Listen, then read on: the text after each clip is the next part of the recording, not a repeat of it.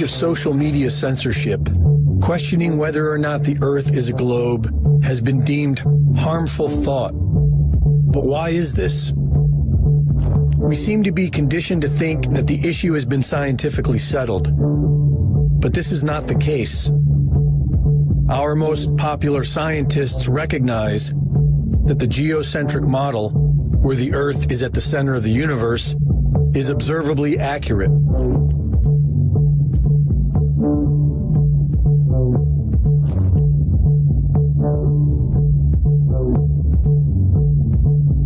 Edwin Hubble and Stephen Hawking went as far as to say that they reject the geocentric model not based on scientific reasoning, but rather because they find the thought of being at the center of the universe to be emotionally disturbing.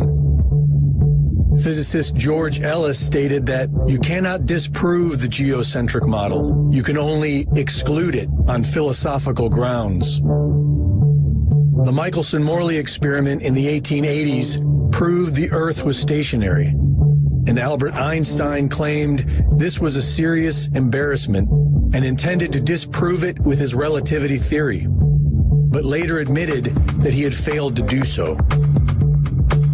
We are conditioned to think that the heliocentric model is scientifically superior to the geocentric model, but when we apply scientific reasoning, we discover that this is not true. Contrary to popular thought, the scientific community has disputed the heliocentric model for centuries, such as the Earth's curvature. According to the heliocentric Earth model, the Earth is 24,000 miles in circumference, and if one were standing at sea level, they should only be able to see less than 3 miles before the surface of the Earth curves out of view.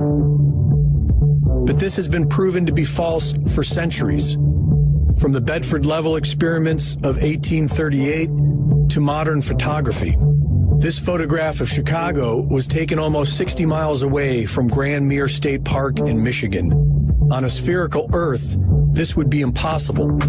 Using the Pythagorean theorem and the current dimensions of the Earth, the top of the tallest skyscraper should be 900 feet below the observable horizon. Local news explained this anomaly by claiming the image was a mirage. And what you're seeing here is a mirage. We typically would not be able to see this for the Lake Michigan shore. We talked about this last night. Conditions are right on the lake that we're actually seeing a mirage. They claimed that somehow light refraction and perfect weather conditions are responsible for creating a photorealistic mirage of the Chicago skyline, appearing to sit on the flat horizon from almost 60 miles away. Anomalies in the Earth's curvature can also be found in old lighthouses, able to be seen for several miles past what is possible on the heliocentric model, and weapons guidance systems that are capable of sighting targets that would only be possible on a flat plane. We are accustomed to observing ships disappearing over the curve, but with modern consumer cameras, we can observe that this seems to be an optical illusion based on light reflection and the laws of perspective. Many of us tend to think the planet is too big to observe curvature, but the empirical evidence tells us that either the surface of the Earth is a flat plane or the planet is at least 100 times bigger than we are told. Another very intriguing argument for flat earthers is Antarctica, the mysterious massive continent at our southern pole that nobody is allowed to explore.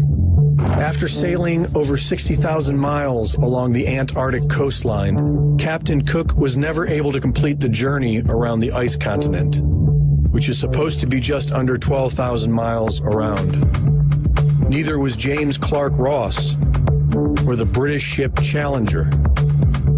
Nobody has ever successfully circumnavigated Antarctica. Many so-called flat earthers claim that these attempts failed because Antarctica is actually a massive ice barrier that surrounds the flat surface of the Earth.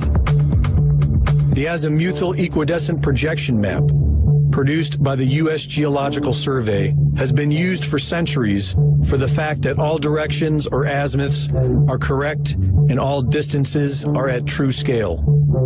Studying this map, one can clearly see how man has been able to accurately circumnavigate the Earth on a flat plane model. And if it is in fact accurate, then it explains why after 60,000 miles, nobody has been able to completely circumnavigate Antarctica. Interestingly, this is also the map used by the United Nations